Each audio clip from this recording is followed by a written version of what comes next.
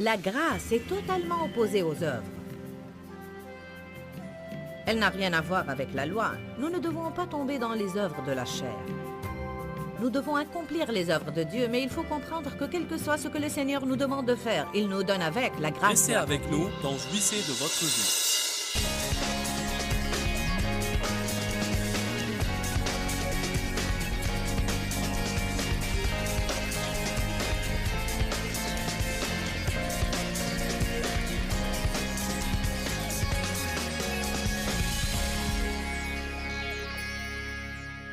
Notre message est intitulé « Ne gaspille pas ta grâce ». Ne gaspille pas ta grâce. Je crois que beaucoup de personnes ne comprennent pas la grâce. Pour de longues années, je ne comprenais pas la grâce. J'ai appris que la grâce est une faveur non méritée. Un acte de bonté de Dieu. Mais je ne savais pas que la grâce était une force. La grâce est la force du Saint-Esprit qui vient dans nos vies pour rendre possible ce qui nous était impossible sans elle. Ou bien c'est la force de Dieu qui vient dans nos vies pour nous aider à faire aisément ce que nous avions du mal à faire. Combien d'entre vous pensent à l'instant à une situation déterminée qui leur donne du fil à retordre? Combien pensent à une personne qu'ils ont du mal à accepter? On en parlera plus tard.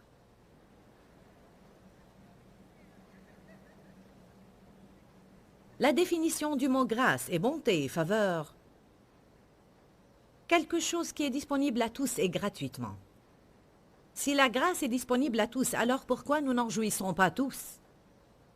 Parce qu'on ne la demande pas tous et on ne sait pas tous comment la recevoir. Je répète que Dieu est une personne d'honneur et il ne veut pas nous imposer son aide, il ne veut pas nous imposer sa présence dans nos vies et dans nos différentes situations. Malheureusement, beaucoup de personnes ne demandent l'aide de Dieu qu'après avoir perdu tout espoir. La plupart des personnes se tournent vers Jésus après avoir atteint le point le plus bas et perdu tout espoir et toute espérance, alors ils reçoivent Jésus finalement. Mais ce n'est pas toujours le cas. Quelques-uns sont plus intelligents que ça, alors que la plupart pensent « J'ai tout fait, j'ai tout essayé, et maintenant je vais voir si Dieu peut m'aider. » Vous pensez qu'on apprend dès la nouvelle naissance qu'on ne peut rien faire sans Jésus, mais on n'apprend pas vraiment cela. Car même après avoir reçu Jésus, on continue à faire toutes les choses par notre propre force. Et la Bible dit, sans moi, vous ne pouvez rien. Jean 15,5, s'il y a jamais leçon que nous avons à apprendre, c'est la suivante. Sans moi, vous ne pouvez rien. Si vous ne le croyez pas, le Seigneur sera dans l'obligation de vous le prouver. Amen.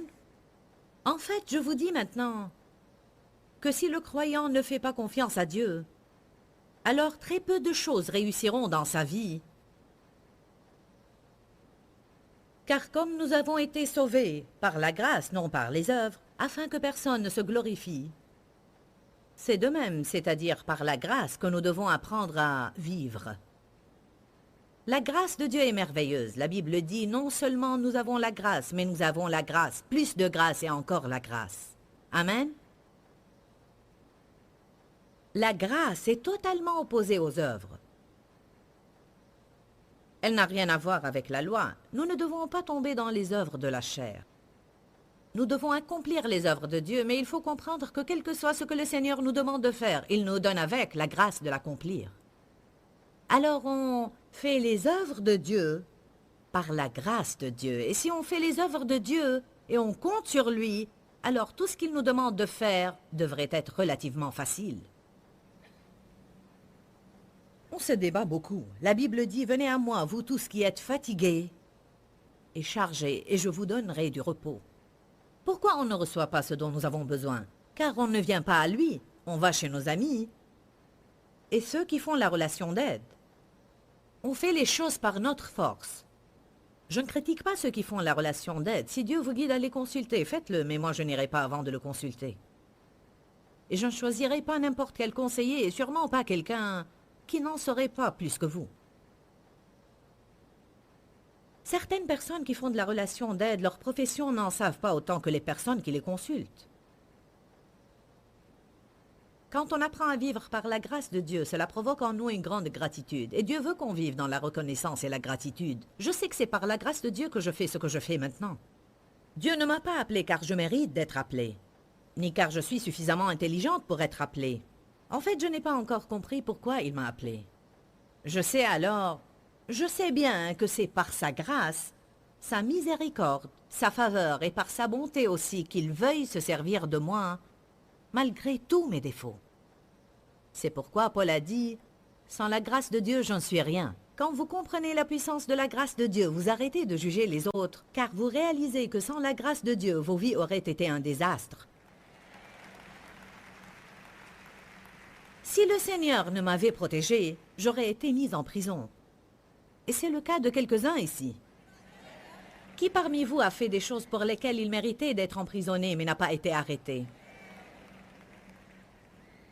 La grâce est merveilleuse, n'est-ce pas? Je crois que c'est la grâce de Dieu seul qui m'a envoyé Dave Meyer. J'ai épousé le premier prétendant que j'ai eu à l'âge de 18 ans. J'ai été victime de ses vices sexuels et je pensais que personne ne voudrait de moi. Alors j'ai épousé le premier homme qui s'est intéressé à moi. Il a fait beaucoup de problèmes et on a vécu un cauchemar pendant 5 ans. Nous étions séparés la plupart du temps. Et il m'est arrivé de rentrer à la maison et ne pas l'y trouver, et je me retrouvais seule pour plusieurs mois sans que je sache où il est. Parfois, il m'emmenait vers d'autres États, puis disparaissait en me laissant seule là-bas. À l'âge de 18 ans, j'ai été abandonnée en Californie et au Mexique. Je sais ce qu'est la souffrance. Je me souviens qu'à 18 ans, je me mettais au lit et disais « Seigneur Tout-Puissant, je te prie de m'envoyer un partenaire qui m'aimerait et qui m'emmènerait aussi à l'église. Je voulais servir le Seigneur, mais j'avais eu tellement de problèmes qu'il m'était impossible de le faire. Mais le Seigneur Tout-Puissant, dans sa souveraineté, et d'une manière divine et surnaturelle, m'a envoyé Dave Meyer et a mis mon amour dans son cœur, et cela immédiatement et sans aucune stimulation.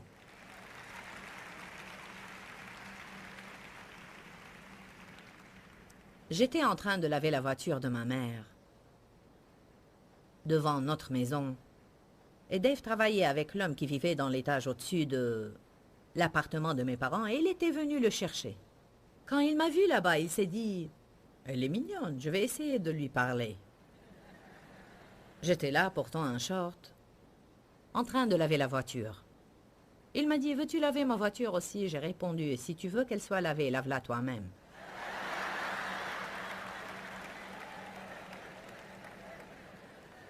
Ça faisait des mois qu'il priait pour avoir une épouse. Il sortait avec 3 jeunes filles. Il voulait simplement se marier. Il était prêt à s'installer et prier pour avoir une épouse. Il disait « Seigneur, je veux qu'elle soit quelqu'un qui a besoin d'aide. »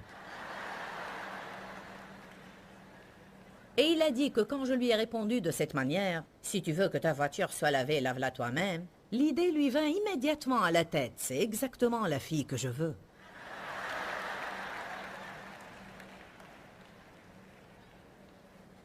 Dave était né de nouveau. Pour notre premier rendez-vous, on a joué au bowling. Je crois que j'ai gagné.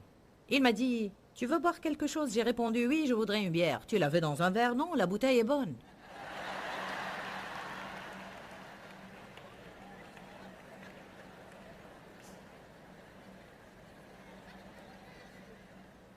Et il a dit que le temps qu'il m'emmène chez moi ce soir-là, il était sûr qu'il voulait m'épouser. C'était sans aucun doute la grâce de Dieu. Parce que je faisais du mal et j'étais une fille très sarcastique et agressive. Je veux dire que je n'étais pas aimante du tout, alors c'était vraiment surnaturel, la grâce de Dieu. En fait, quand la faveur de Dieu vient sur vous, le Seigneur peut pousser les gens à vous vouloir et à vous aimer même quand vous êtes indésirable.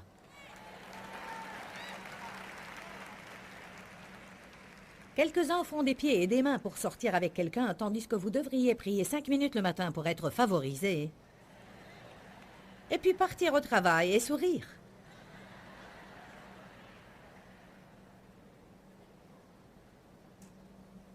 Quand on vit dans la grâce de Dieu, on devient reconnaissant. Ça fait 35 ans que je suis mariée avec Dave et je remercie toujours le Seigneur pour lui.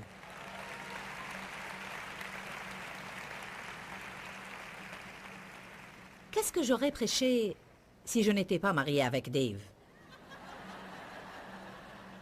Il dit que le Seigneur l'a mis dans ma vie pour crucifier ma chair, et je pense qu'il a raison. Il m'est un privilège d'être en fait l'épouse de Dave. Allez, applaudissez Dave.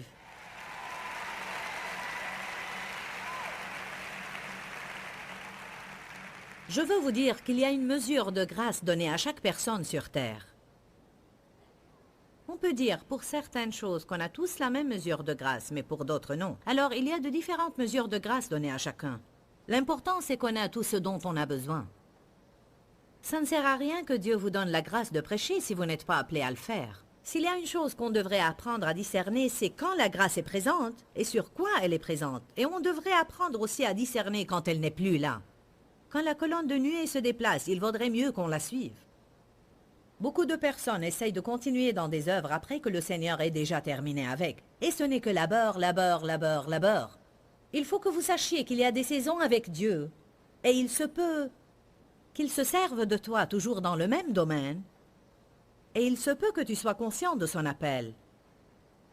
Mais il se peut qu'il y ait des saisons d'épreuves. Si jamais tu endures quelques épreuves, ne lâche pas en disant « la grâce n'est plus là ». Il vaut mieux prendre le temps de vérifier tout cela, car ça pourrait être ta chair. Mais si tu ne fais que te débattre, te débattre, te débattre, te débattre, te débattre, te débattre, et tu as envie d'abandonner, et tu as perdu ta joie, et que rien ne réussit, tout n'est que lutte, alors dis Dieu, est-ce vraiment ce que je suis censé faire? Je vous dis que je ne lutte pas pour faire ce que je fais. On n'a pas de problème financier, et on n'éprouve pas de difficulté à inciter les gens à nous aider. Prêcher n'est pas une corvée pour moi. Et je ne me fais pas de soucis pour recevoir des invitations pour prêcher. Pas de difficulté dans ce que Dieu vous appelle à faire et vous oint pour faire. C'est vrai que j'ai lutté au début, mais non parce que Dieu ne m'avait pas appelé, mais parce que je ne savais pas comment recevoir la grâce. Je faisais les choses par la force de ma chair. Et j'essayais de faire les choses à ma façon. Et j'ai en fait beaucoup lutté pour que mon ministère se développe avant que Dieu ne le développe lui-même. Il se peut que vous vous débattiez même dans les choses auxquelles vous êtes appelés si vous ne les faites pas dans la grâce de Dieu. Alors je vous encourage à apprendre à recevoir la grâce de Dieu. Si quelqu'un me dit, tu sais, le Seigneur veut que je tienne à mon mariage. Et il me l'a déclaré clairement, il veut que je tienne à mon mariage. Mais c'est trop difficile, je suis misérable et je ne sais pas combien je vais persévérer. Il y a un problème. Car si le Seigneur t'a appelé à tenir à ce mariage et te l'a déclaré clairement, alors sa parole l'oblige à te donner la grâce ou la force d'y persévérer. Et non seulement de persévérer, mais de le faire en tant que conquérant. Il faut que vous compreniez cela aujourd'hui, car quelques-uns d'entre vous ne font rien que se plaindre de leurs conditions. Pourtant, vous dites, c'est là où je crois que Dieu veut que je sois. Je crois qu'il veut que je travaille ici, mais je hais cette place, je hais mon patron, gna gna gna gna gna. Mais Dieu m'a dit de ne pas démissionner. Si c'est vraiment la volonté du Seigneur que tu sois là, alors il t'a mis dans cet endroit que tu n'aimes pas, soit pour crucifier ta chair, soit pour que sa volonté soit faite dans la vie de quelqu'un d'autre. Le point essentiel, c'est que là où le Seigneur te met, il te donne la grâce d'y persévérer. Qui sait que le Seigneur ne va pas l'appeler à faire quelque chose sans lui donner la grâce nécessaire? Quoi qu'il nous appelle à faire, il nous équipe à faire. Alléluia. Prenez Romains 12, verset 6. La grâce est la force accordée pour nos conditions dans la vie, que nous soyons femmes d'intérieur ou dans le ministère. Ma fille est née à 4 enfants maintenant. Et je vous dis, je suis fatiguée rien qu'à la voir. Elle a dit l'autre jour, quand elle était en train de repasser ses nouveaux rideaux en essayant de les accrocher pendant qu'elle nourrissait les enfants et changeait leurs couches, elle a dit, en fait, c'est ce que j'ai toujours voulu dans la vie, et je l'ai maintenant, et je suis contente.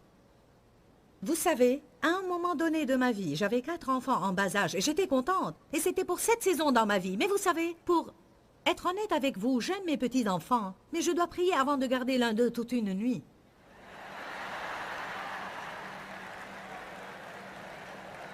Je les aime et je ferai n'importe quoi pour eux, mais j'aime les visites éclairs. Je peux leur rendre visite 5 fois par jour, et dès que je rentre de voyage, je vais tout de suite, et avant de faire quoi que ce soit, voir mes petits-enfants. Mais vous savez, maintenant je vis une saison différente dans ma vie. Et je suis ointe pour des choses différentes, je suis ointe pour le silence. J'ai une grâce spéciale pour mener une vie tranquille. J'ai une grâce spéciale pour mener une vie paisible. Amen.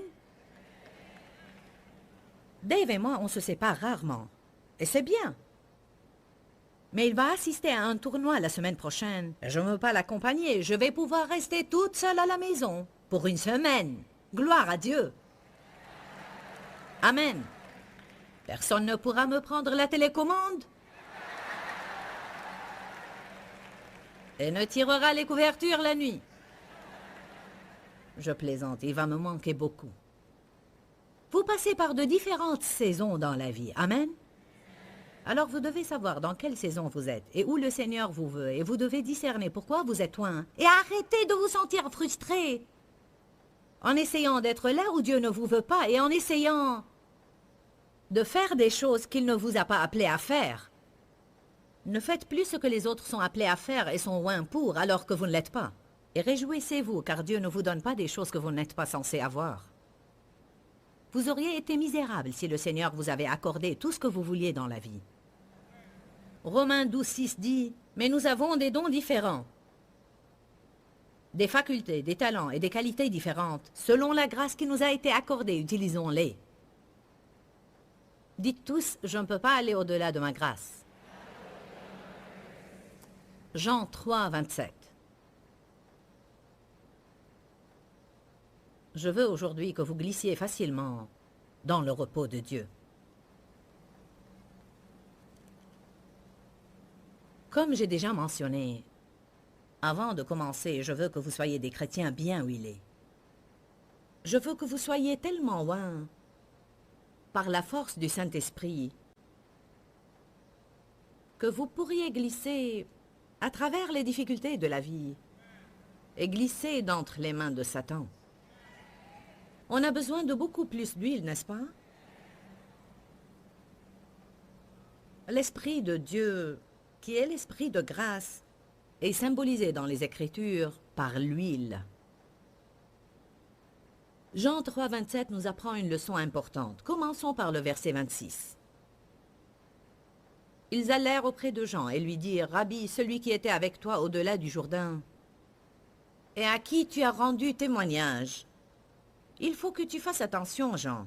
Voici qu'il baptise le peuple et que tous les gens vont à lui. » Cet homme était Jésus, et Jésus est sur scène maintenant.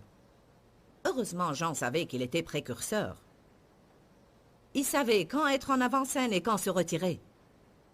Alléluia. Ça me rappelle les personnes qui travaillent avec moi. Je leur demande de jouer un rôle de meneur, mais dès que j'arrive, ils s'effacent.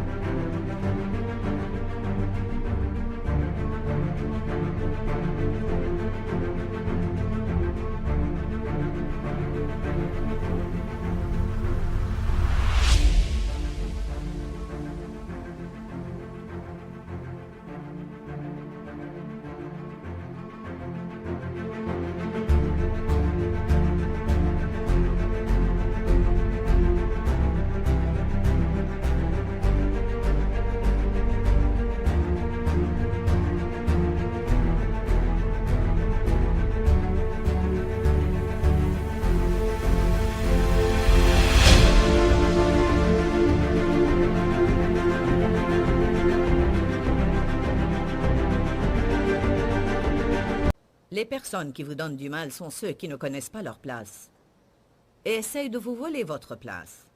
Amen. Certaines personnes ne sont pas ointes pour être numéro 1, mais elles sont ointes pour exceller en numéro 2. Ce que je déteste le plus, c'est voir quelqu'un qui est oint pour aider quelqu'un d'autre et qui essaye d'être ce que l'autre personne est alors qu'il était censé l'aider. Quand est-ce qu'on va apprendre ce que la Bible dit? Celui qui reçoit un prophète en qualité de prophète recevra une récompense de prophète. Je pensais ce matin à ce verset et j'ai dit à ceux qui m'aidaient, il y a des personnes qui m'aident pendant que je suis en tournée. Et une dame qui s'occupe de ma maison. Je n'aurais pas pu faire ce que je fais sans leur aide. Je ne peux pas aider beaucoup de gens si je ne suis pas bien secondée. Je leur ai dit, vous remarquez ce que la Bible dit? Celui qui reçoit un prophète en qualité de prophète recevra une récompense de prophète. Qu'est-ce que cela veut dire? Quand vous aidez quelqu'un à accomplir l'appel de Dieu, vous recevrez exactement la même récompense qu'il reçoit. Alors, quelle est la différence entre ce que nous faisons, du moment qu'on agit, selon la grâce de Dieu qui nous est accordée? Dave dit toujours aux gens qui demandent avec curiosité, comment est-ce que ça marche dans votre couple que Joyce soit à l'avant-plan et toi plus ou moins dans les coulisses? Vous savez ce qu'il leur dit? Je n'ai pas la grâce de prêcher. Sinon, je serais en train de le faire. Alors, je fais ce que j'ai la grâce de faire. Et mon don aide bien le sien. Et je suis très heureux. Parce que je ne vais pas au-delà de la grâce qui m'a été donnée. Beaucoup de personnes dans cette vie n'ont ni la joie ni la paix, car ils essayent toujours d'être ce qu'ils ne sont pas. J'aimerais voir beaucoup de personnes parmi vous ici et parmi ceux qui nous regardent à la télé arriver à un état de contentement et de satisfaction. Être satisfait ne veut pas dire ne jamais changer, mais ça veut dire être heureux dans ce que vous êtes maintenant. Vous êtes sur la bonne route, mais vous avez décidé de jouir du trajet. Je n'étais pas satisfaite. Quand mon ministère était restreint, je voulais qu'il se développe. Et quand il s'est développé, j'ai voulu qu'il se développe plus. Je remercie Dieu d'avoir surmonté cela.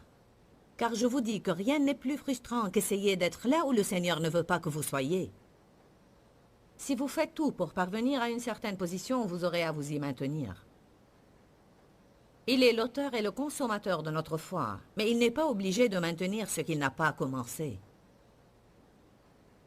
Vous pouvez bâtir la maison, mais la Bible dit « il travaille en vain ». Nous pouvons bâtir, mais nous travaillons, et notre travail ne porte point de fruits.